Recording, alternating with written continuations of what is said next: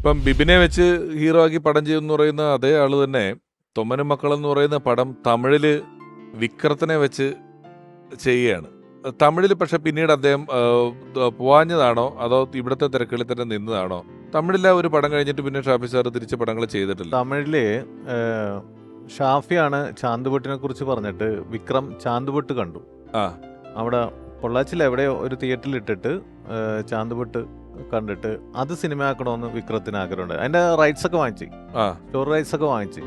അത് ഷാഫി ചെയ്യും എന്നുള്ളൊരു ധാരണയിലാണ് അത് വാങ്ങിച്ചത്. പിന്നീട് എന്തുകൊണ്ടോ അത് മുന്നോട്ട് പോയില്ല. അതാണ് പിന്നെ വിക്രമായിട്ടുള്ളൊരു കണക്ഷൻ പിന്നീട് ഉണ്ടായത്. അതാണ് പിന്നീട് വിക്രം വിളിക്കുകയും സംസാരിക്കുകയൊക്കെ ചെയ്യാറുണ്ട് എപ്പോഴും. ശാന്തവട്ടിലെ ക്യാരക്ടർ ചെയ്ത് അത്ര എളുപ്പമല്ല. മറ്റൊരു നടൻ, ഇന്ത്യയിലെ ഒരു നടനെ അത് എടുത്ത് പിടിച്ച് ചെയ്യുക. പിന്നീട് റൈറ്റ്സ് വാങ്ങിച്ചെങ്കിലും ഒരു ഭയപ്പാട് വന്നു. അപ്പൊ ഷാഫി എന്നെ പറഞ്ഞു അത് വിക്രം ചെയ്ത വർക്കൗട്ട് ആകുമെന്നൊരു ഡൗട്ട് ഉണ്ട് എന്നുള്ള രീതിയിൽ പറഞ്ഞു. അന്ന് അത് ധനുഷ് ഒക്കെ ഒരു രൂപം കൊണ്ട് ഇത്തിരി ചെറുതായതുകൊണ്ട് ധനുഷാണെങ്കിൽ കൂടുതൽ അത് വർക്കൗട്ട് ആകും എന്നുള്ള രീതിയിലൊക്കെ ഒരു ഡിസ്കഷൻ ഞങ്ങളുടെ ഇടയിൽ വന്നു.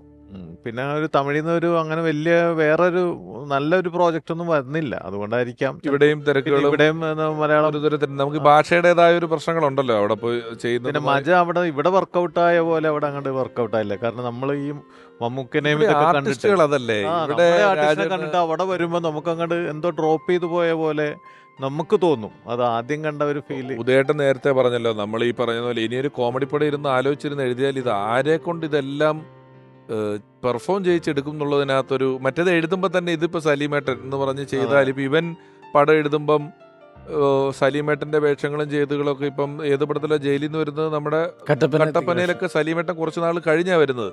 അപ്പോൾ എഴുതുമ്പോൾ തന്നെ സലീമേട്ടനായിട്ടാണ് എഴുതുമ്പോഴല്ല, ചർച്ച ചെയ്യുമ്പോൾ തന്നെ നമ്മൾ പറയണത് സലീംകുമാർ എന്ന് ആ പേര് പറഞ്ഞിട്ടാണ്. കഥാപാത്രത്തിന്റെ പേരൊക്കെ പിന്നീടായിരിക്കും നമ്മൾ തന്നെ ഫിക്സ് ചെയ്യും. സലീമിന് ഇങ്ങനെ ഒരു ക്യാരക്ടർ, ഇന്ന ആൾക്ക് ഇന്ന ക്യാരക്ടർ എന്ന് പറഞ്ഞിട്ട് പറയുമ്പോൾ സലീം എന്നൊക്കെ തന്നെ ആയിരിക്കും പറഞ്ഞു പോകുന്നത്. അപ്പോൾ അത്തരം കഥാപാത്രങ്ങൾ ഡെവലപ്പ് ചെയ്യാനും നമുക്ക് എളുപ്പമാകുന്നത് അത് സലീം ചെയ്യുന്നത് എങ്ങനെയായിരിക്കും നമുക്ക് മനസ്സിലുള്ളത് കൊണ്ട് താനെ വരും കുറേ കാര്യങ്ങൾ. ഒരു ആർട്ടിസ്റ്റിനെ ഓർക്കുമ്പോൾ ആ ആർട്ടിസ്റ്റ് മുമ്പ് ചെയ്തേക്കുന്ന അവരുടെ ആ ചെയ്തികളൊക്കെ നമ്മുടെ മനസ്സിലുള്ളത് കൊണ്ട് നമുക്ക് ഡെവലപ്മെന്റ് പെട്ടെന്ന് കിട്ടും. അല്ലാതെ ഒരു ആർട്ടിസ്റ്റിന്റെ മുഖമില്ലാണ്ട് ചിന്തിച്ചു കഴിഞ്ഞാൽ ചിലപ്പോൾ ഡള്ളായിട്ടിരിക്കും. അപ്പോൾ ഷാഫി പറയാറുണ്ട് നമുക്കത് ഇന്ന ആളെന്ന് വിചാരിച്ച് തന്നെ ചിന്തിക്കാം, അപ്പൊ അതിനൊരു ഡെവലപ്മെന്റ് കിട്ടും എന്നൊക്കെ പറയാറുണ്ട്. ഇന്നസെന്റ് പോലെ ഈ പോഞ്ഞിക്കര എന്ന് പറയുന്ന ക്യാരക്ടറൊക്കെ വളരെ രസമുള്ള വേറെ ബെൽറ്റിൽ നിന്നിട്ട് കളിച്ചിട്ടുള്ള പരിപാടിയായിരുന്നു. രസമായിട്ട് നിന്നെയും ഫസ്റ്റ് പടത്തിൽ തന്നെ പാടിക്കുകയും ചെയ്തില്ലേ ഷാഫിക്ക? ഇല്ല, പാടിച്ചിട്ടില്ല. നീ പാടുന്നൊരു പാട്ടുണ്ടല്ലോ, ഒരു പാടുന്ന പാട്ട്. അത് ആര് പാടിയതാണത്? അത് നമ്മുടെ വിനീത് ശ്രീനിവാസൻ. വിനീത് പാടിയ പാട്ടാണ് നീ നിന്റെ പോലെ പാടി നടക്കുന്നത്? അല്ല പലയിടത്തും ഇവനെ പല ഫംഗ്ഷൻ. അല്ല, അത് വേറെ പാടായിട്ടാ. ഞാൻ പാടിയ പാട്ടാണ് പാടി നടക്കുന്നത്. അത് മാർഗംകളിയിലെ പാട്ടാണ്. വിനീത് ശ്രീനിവാസൻ പാടിയതാണ് ഫസ്റ്റ് പടത്തിലെ പാട്ട്. നീ ഷാഫിക്കയുടെ പടത്തിൽ വിനീതാണ് പാട്ട് പാടിയിട്ടുള്ളത്. നീ അതിന്റെ ഒരു 4 വരിയും കൂടെ പാടും. മൂവാണ്ടൻ മാഞ്ചോട്ടിൽ കണ്ടപ്പത്തൊട്ടേ ചങ്കിൽ കൂടുങ്ങിയ പെണ്ണാണ്. ആരെന്നറിയാതെ അന്നേരം തൊട്ടേ ആമുഖമോർത്ത് നടപ്പാണ്.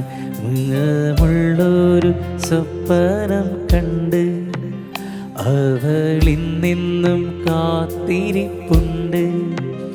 അവളിൻ കരളില് കൂടുകൂട്ടണ നാളും കുറിച്ചു കൊണ്ട്.